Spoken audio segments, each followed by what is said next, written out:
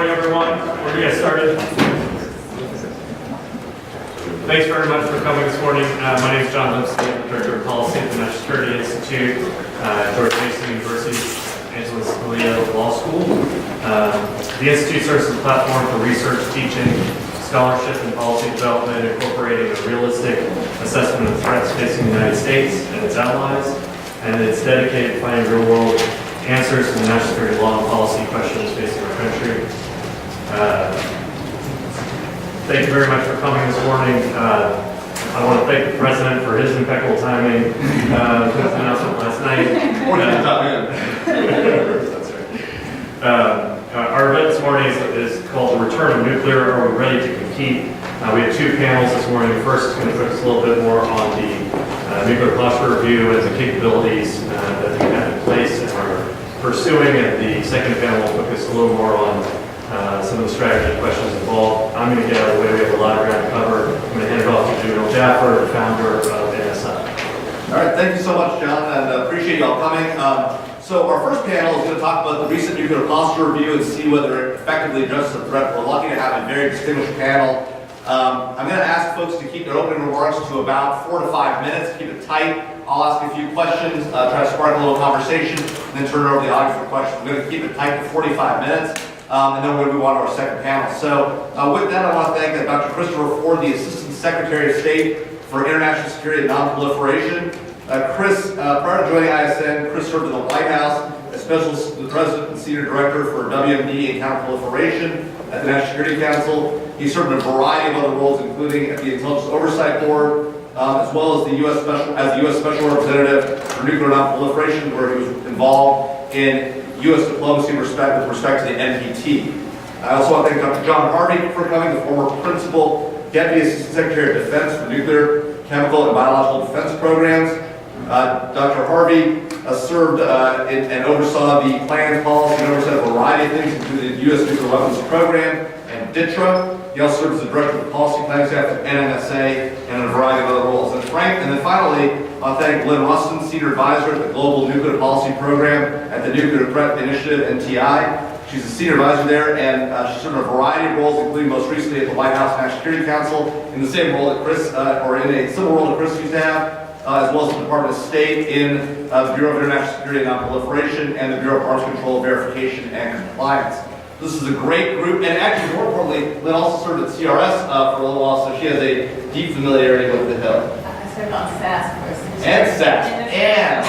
So, in this very room? Building. This very building. All right, there we go. So a great panel, really understands the challenge that you all face and think about. And obviously, important news here in the last 24 hours coming out of the Korean Peninsula with the overture between the United States and North Korea to talk potentially about dismantling weapons. We'll see if that plays out. But we have a great panel. So with that, 4 to 5 minutes, Chris. It's all yours.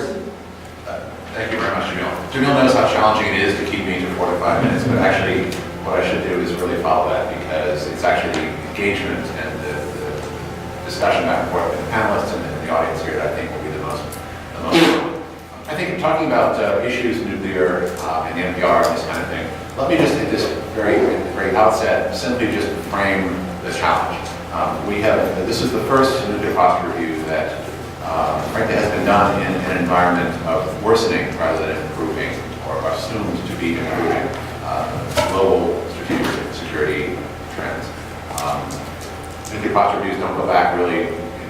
They only started being done in the wake of the Cold War, and for a long period of time it was possible to assume that our security environment was one that did not just become dramatically more benign as a result of the change in strategic rivalries of the Cold War waning, but one that could be imagined to be enduringly benign. And I think we may have made some mistakes in assuming how long that was likely to happen.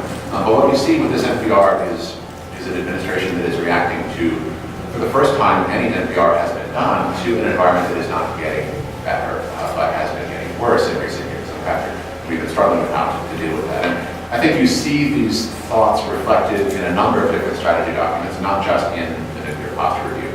You see it in the national security strategy, sort of the framing text for all the documents and strategies to follow, for example, in which the national security strategy makes it very clear that after being dismissed as a phenomenon of 20th century, 19th century, earlier century great power dynamics, the issue of great power competition is not one, actually, that we can no longer worry about. It is one that has returned.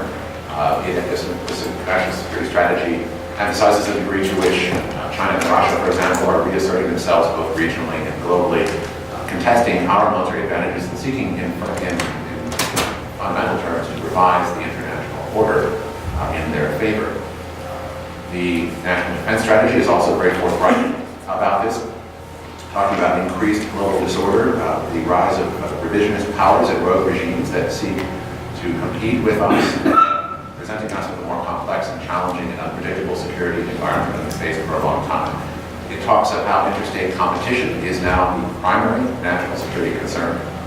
Terrorism, of course, remaining a very important one, but the national defense strategy is very forthright about identifying great power competition as being the central locus of concern for U.S. national security in the present environment. It talks also in that strategy about the reemergence of competitive dynamics, strategic competition over the long run as being the central challenge for U.S. national security.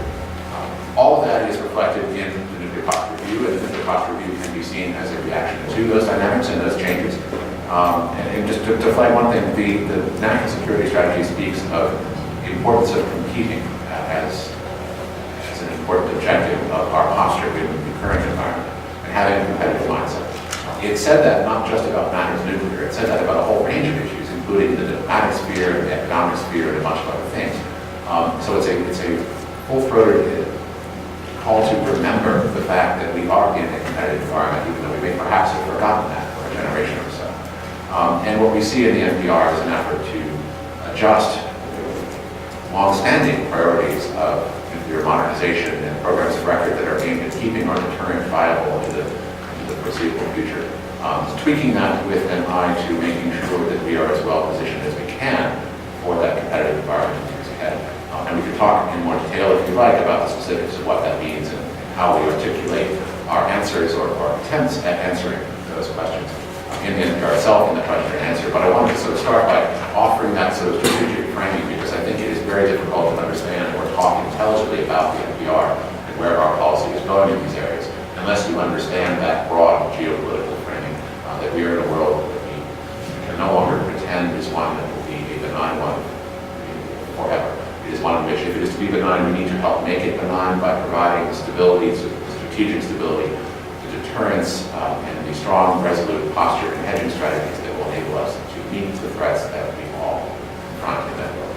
So that's the broad sort of meta-narrative, and we can talk in more detail, and I'm sure we will have opportunities to do so about where we think that leads us. But let me offer that as a construct to start. 4 minutes and 30 seconds. Awesome. Dr. Harvey. I'm going to try to twist on a little bit what Chris has just addressed, and also to drill down a bit. I mean, there have been each new president since the end of the Cold War. Each president, early in his administration, has carried out a review of U.S. nuclear posture. I was involved in a lead role in two of them, one in Mr. Obama and one in Mr. Clinton's administration, as a democratic political appointee in the Defense Department. I also worked on the George W. Bush nuclear posture review as an Energy Department official. And I consulted on this one. And just so you just get a picture of it, there it is. This is like 62 pages. Also on the DoD website is the one-page version. For those of you who are, we know you're so busy that sometimes you need to read the shorter version, but this is quite good too. It's worth reading. I wanted to point as a appointee in the Democratic administration, I found that this nuclear posture review, issued by Secretary Mattis early in February, is clearly in the mainstream of U.S. nuclear policy since it evolved since the beginning of the dawn of the nuclear age back in the 1940s. It reflects much more continuity than change in policy. For example, it reaffirms the necessity of a strategic triad of land-based and sea-based missiles and bombers, along with European basing of U.S. dual-capable aircraft carried by NATO aircraft. These capabilities provide the basis for deterring war and assuring allies of continued U.S. commitments to their security. The adjustments in the NPR are a reflection, as Chris has pointed out, of the worsening security environment since 2010, when the last NPR carried on by Mr. Obama. Remember, Mr. Obama, we had Medvedev and now Putin. We just completed an arms control agreement with Russia, and things were sort of seemed to be on the upswing in terms of post-Cold War relationship. Since then,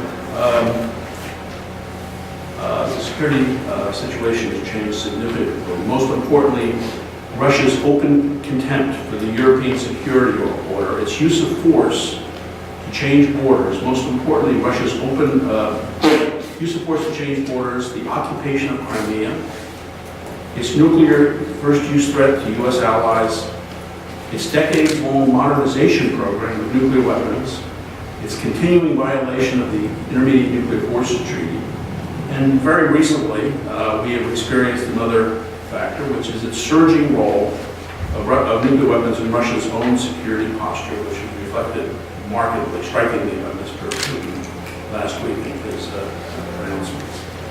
Russia's nuclear strategy envisions liberal use of nuclear weapons in an ongoing conventional conflict with NATO as a means to end that conflict on terms favorable to Moscow. Some call this an escalate-to-win strategy.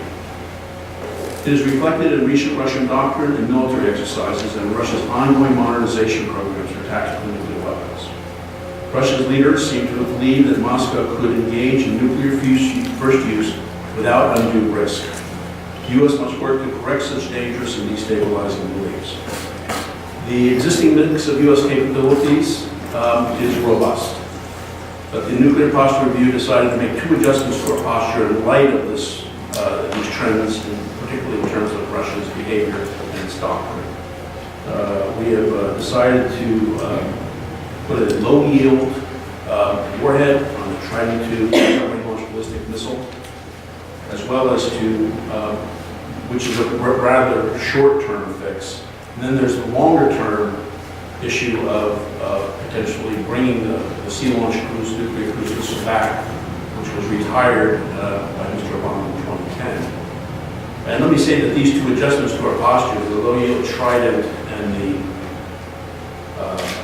the Slickum, are not only in addition to the worsening threat, but they're also in addition to other things. For example, the Slickum is an INF-compliant response to Russia's INF violation. And it shows Russia that it cannot continue its behavior with regard to treaty compliance without some cost. Finally, let me make the most important point I want to make is that the ongoing modernization program for our nuclear triad is essential. It was started by Mr. Obama back early in his second term. It has been reinforced by Mr. Trump in his 2018 and 2019 budget requests. Today, there is broad bipartisan support for that modernization program, and it's very important for U.S. deterrence and for U.S. security that that modernization program proceed, despite some of the extraordinary complex programs that we are trying to execute. And I'll leave it at that. Thank you, Dr. Murray. You did actually have that full minute. Thank you. Lynn. Okay, thanks. I'll probably even come in under our original time. Awesome. So I'm just going to make four broad points on this question of whether the NPR adequately affects or takes into account current trends. My first point is that the United States faces a multitude of national security challenges and threats, and nuclear weapons are helpful in addressing very few of them.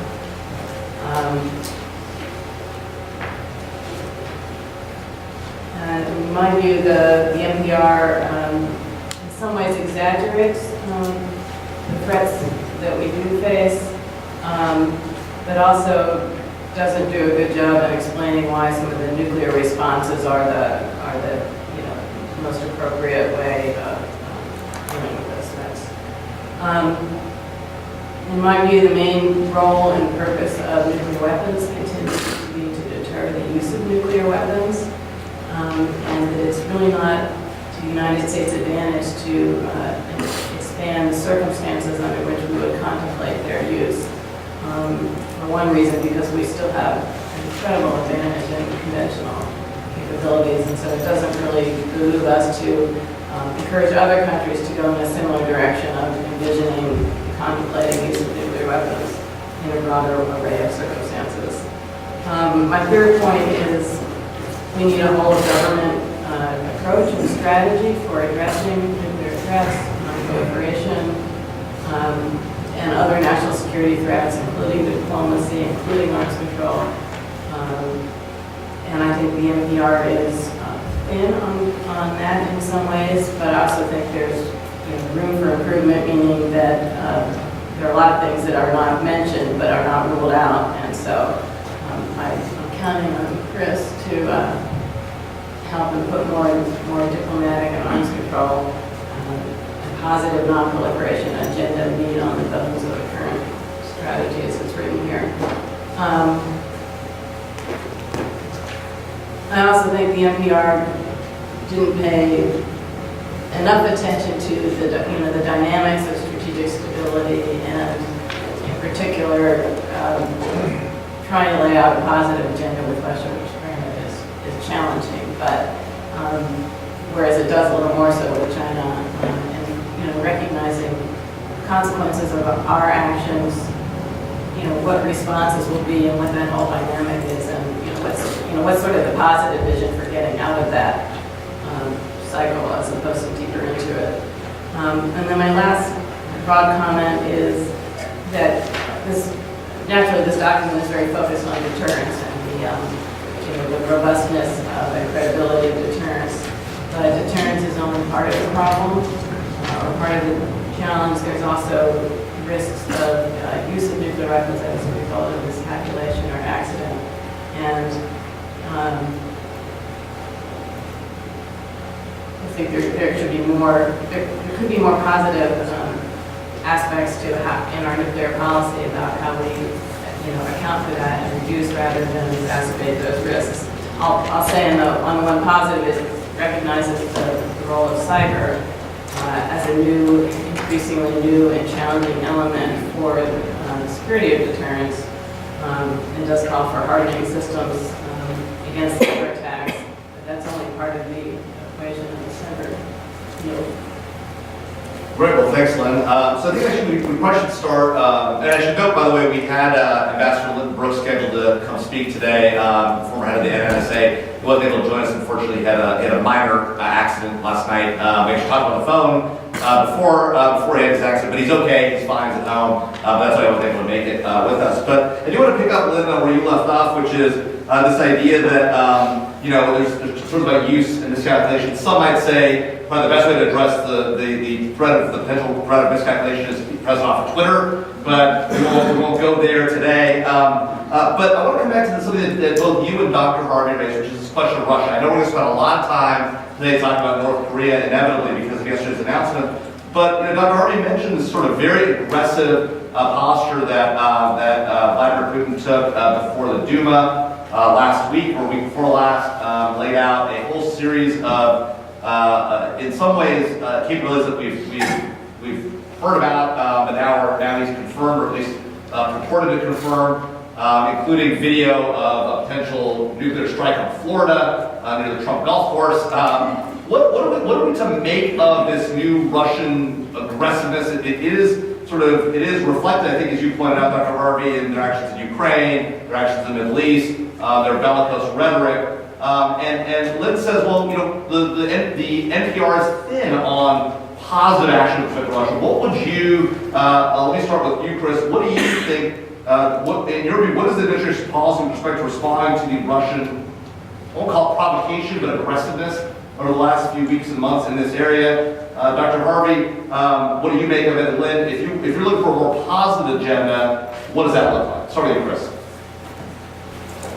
Well, I don't think I'm enough of a Russian expert to begin to sort of psychoanalyze exactly where they're coming from, but clearly there is a sustained pattern of behavior here. It frankly goes back a long time. I mean, we are seeing the manifestation or the flowering of postures and approaches that have been around for some while. I mean, I alluded to directly reference the reemergence of great power competition. I think we are in a bit of a reaction cycle here in the sense that while we perhaps assumed in the wake of the Cold War that we had as I said before, an enduringly benign strategic environment in which we could look to halcyon, happy fields of unicorns prancing into a globalized future where we're all happy and getting along with each other, others took the very predominance of the United States in geopolitical affairs not as a sign of a happy globalist world to come, but as a challenge, a challenge to which they have been busily reacting ever since. And what we see now in Russia, in some ways, is the flowering of a strategic approach with a decidedly competitive mindset. The one that we've doubled down on in the national security strategy. Like, we're ready to compete too. Well, as opposed to not reacting to it and letting them do what they wish in the world. I mean, if we actually mean anything of what we, multiple administrations have said for many, many years about the importance of U.S. posture and deterrence and the alliance relationships that we build around the world and involvement, those relationships have played in creating an open and free international order that has provided a structural foundation for prosperity that has brought the world to a qualitatively better place over several generations than one could perhaps possibly have imagined at the end of the Second World War. If we mean what we say about all that progress, then we can't just sit there and let people reimagine this in their own decidedly darker, more twisted and authoritarian image. And so we are trying to react to that. We perhaps wouldn't have had to be reacting in the ways that we are had we taken this more seriously earlier. But I can't fix that. What we can do now is try to do what we can in light of these circumstances. With respect to positive actions, I want to stress a couple of things. First of all, I was personally, speaking for myself, very proud to have been able to take part in the reinitiating of strategic stability dialogue with the Russians. That happened back in September. We opened up the first of those dialogues in Helsinki and had a very constructive start to a challenging engagement with them. People would sometimes ask, how can you be engaged in those kinds of strategic stability discussions with the Russians when all these horrible other things are happening in the relationship? And my response was always that kind of engagement on strategic stability matters and how we can keep the strategic aspects of our relationship from precipitating in some horrific way is not important just despite all the other irritants and challenges in the relationship, but precisely because of that. And when two countries face off with the kind of tools and capabilities and global postures that they have, and the relationship is in many other ways so very challenged and problematic right now, it is all the more important to be engaged like that. And I was delighted that we had a chance to do that. It was, to say the least, disappointing that the Russians seemed, for the moment, uninterested in continuing that. We've been expecting, I think actually this week, or maybe next week again, the fall, but we've been expecting to have another round of these discussions, and hopefully their disinterest in that second round, which they expressed to us recently, will turn out to be more of a postponement and cancellation. But that's really on them. That's an important piece of the positive aspect, and I should also stress that some of the things that we are doing that the Russians cite as being allegedly aggressive and provocative are in fact tokens of our commitment to the kind of international order and rule of law approaches, commitment to arms control, strategic stability that we are sometimes caricatured in the press as like. And I think as a case in point here is our approach to Russia's violation of Gagnon Treaty. We engaged in a new responsive strategy to dealing with the Russian INF violation in the middle of last year, after having studied the issue for a while and decided that the previous approach of, as I said before, being a stereotypical British Bobby who says stop, or I shall say stop once more, that wasn't working, and we decided that it was important to put the Russians in a position where they felt incentives to change course and to rectify the violation of the Gagnon Treaty that they committed. That's important for two reasons, not just because we don't like the idea of having more and more prohibited missiles pointed at our friends, but also because we are firm believers in the integrity and the importance of the arms control process.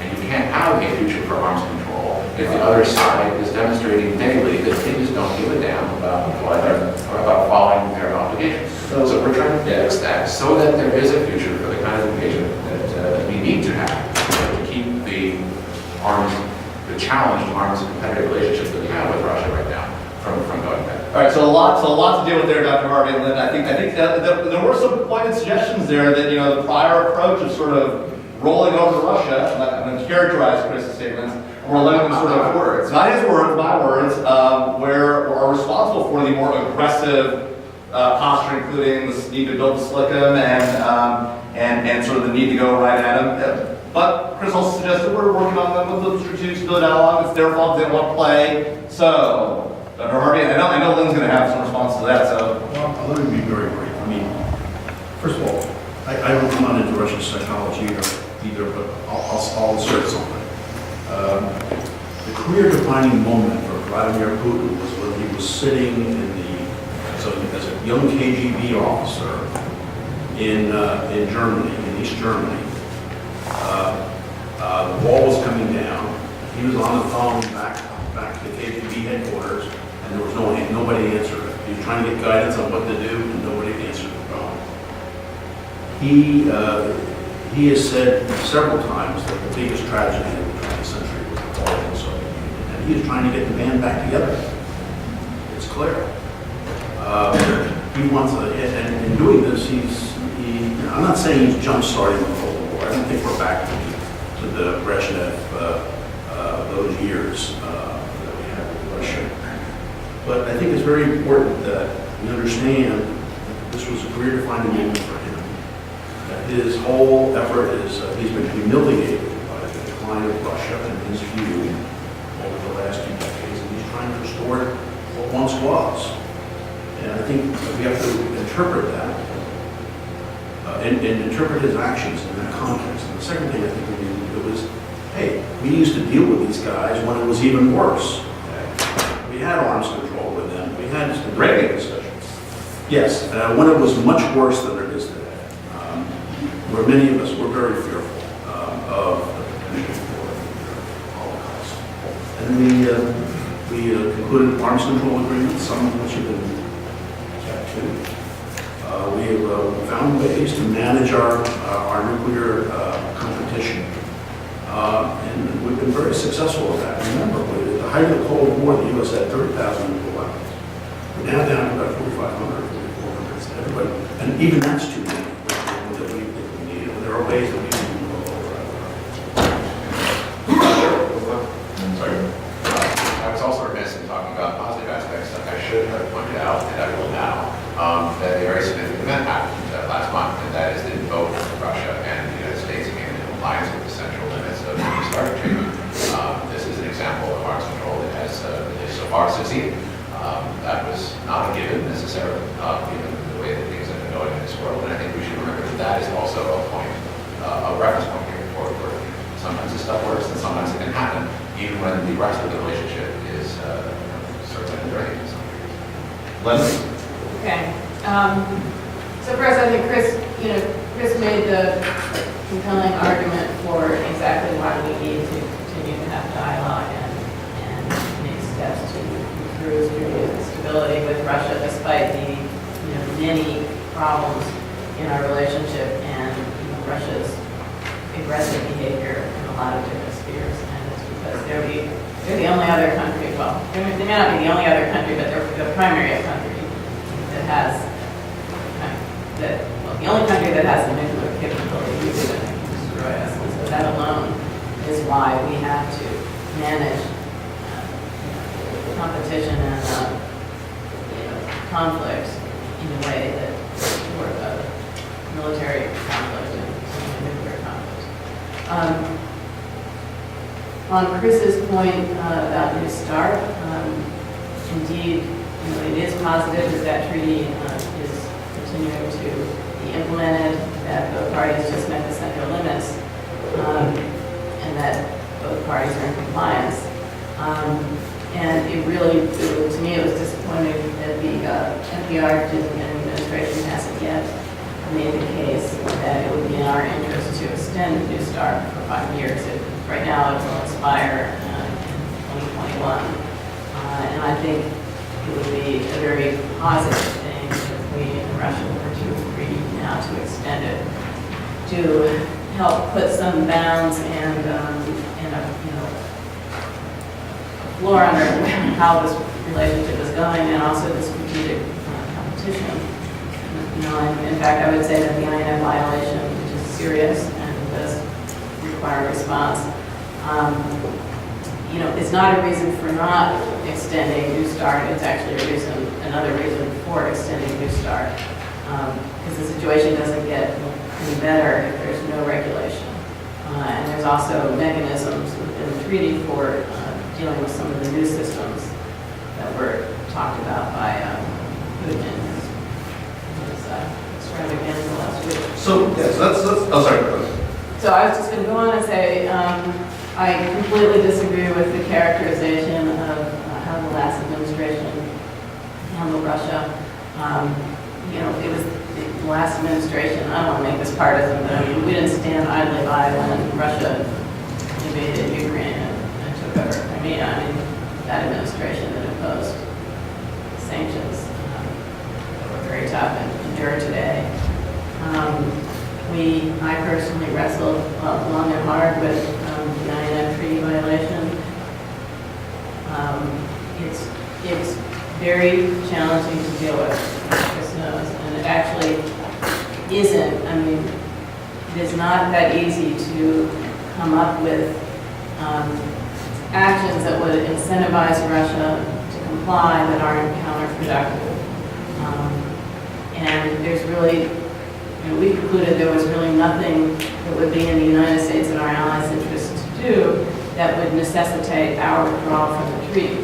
And so therefore, if we needed to, militarily to protect allies, do something inconsistent with the treaty, we certainly would have been within our legal rights to withdraw or suspend. But because there wasn't, it actually doesn't make sense, because if you leave the treaty, then you just open the door to Russia to, deploy more systems, without any restraints. So, the problem is that the right ways to respond to this are not the ways that are sort of politically satisfying in terms of, either getting an immediate course correction from Russia to return to compliance, or even sort of punishing it. And I think the reality is it's going to involve a much broader set of issues to get any resolution of that, because it's just not going to be done just simply looking at the INF in its own little box.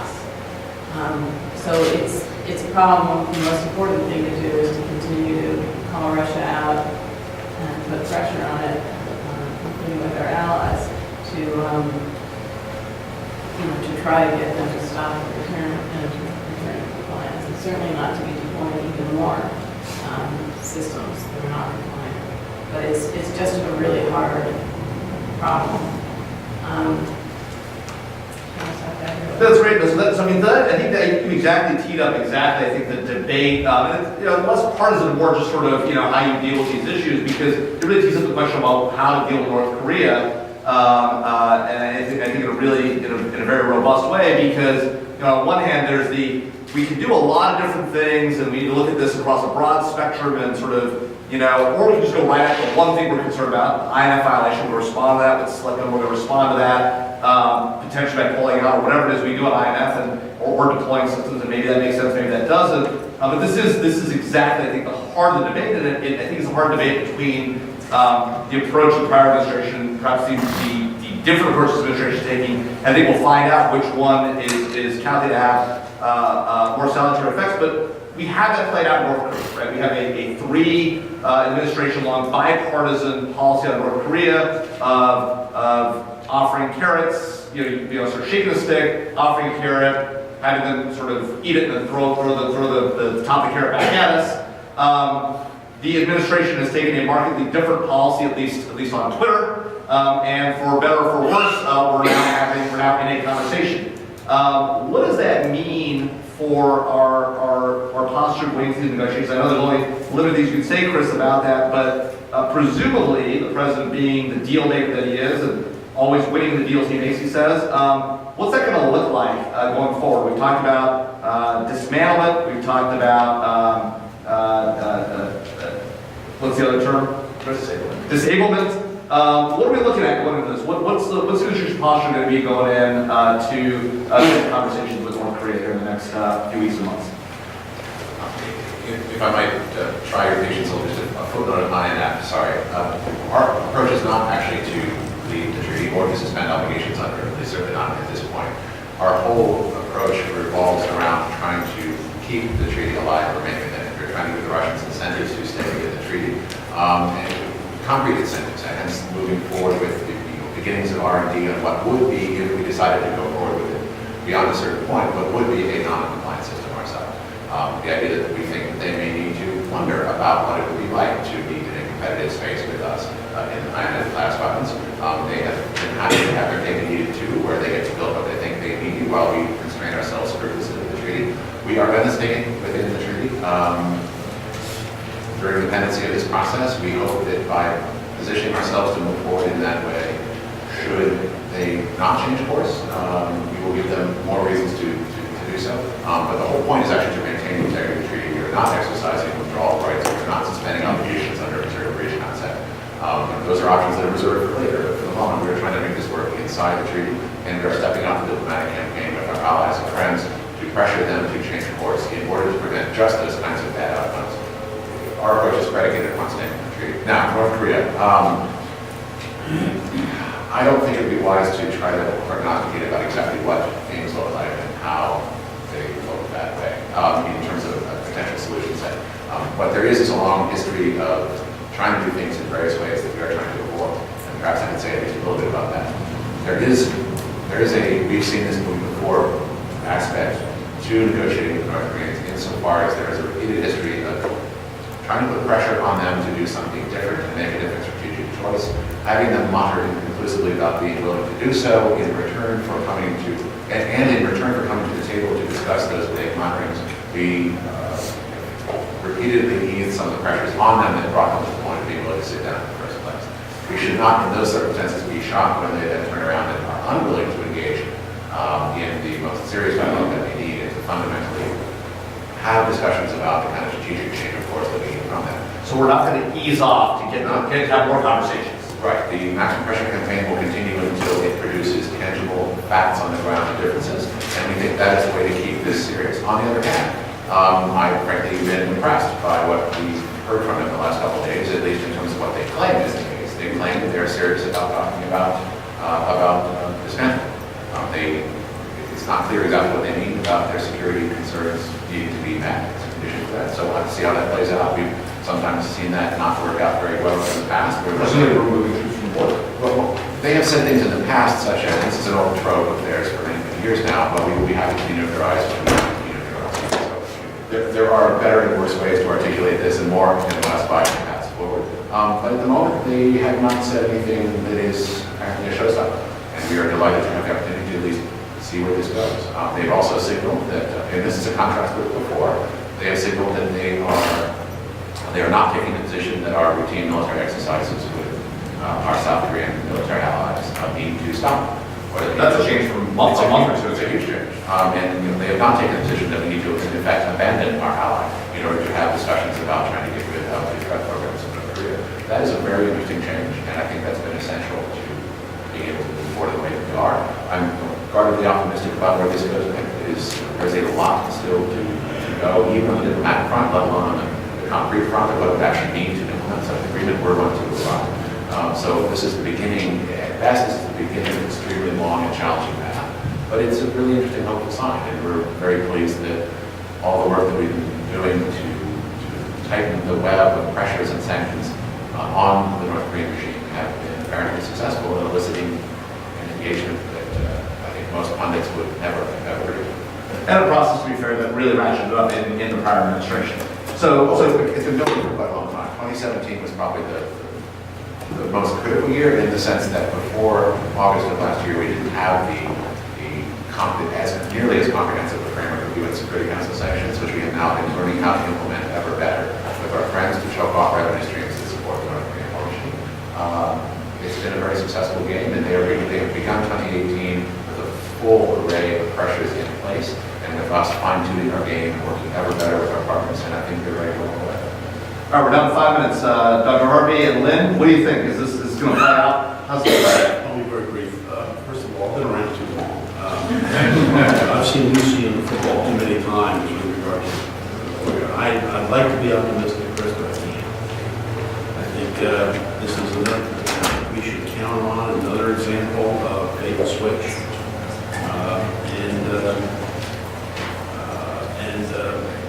Our job in the future is to deter their use of nuclear weapons, whether they're either conventional or nuclear strikes on South Korea. You have to deter that.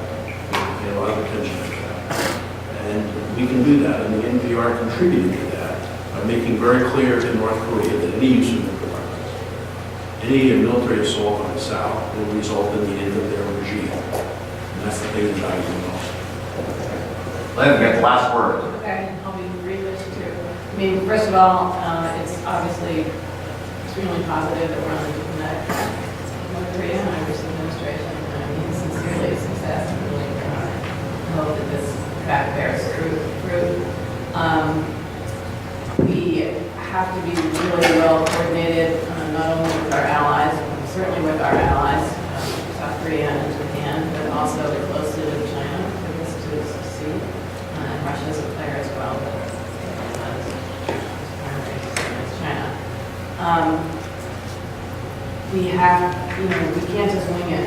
This has to be a really careful, but this needs to be carefully thought out. It has to be strategic and we have to be patient.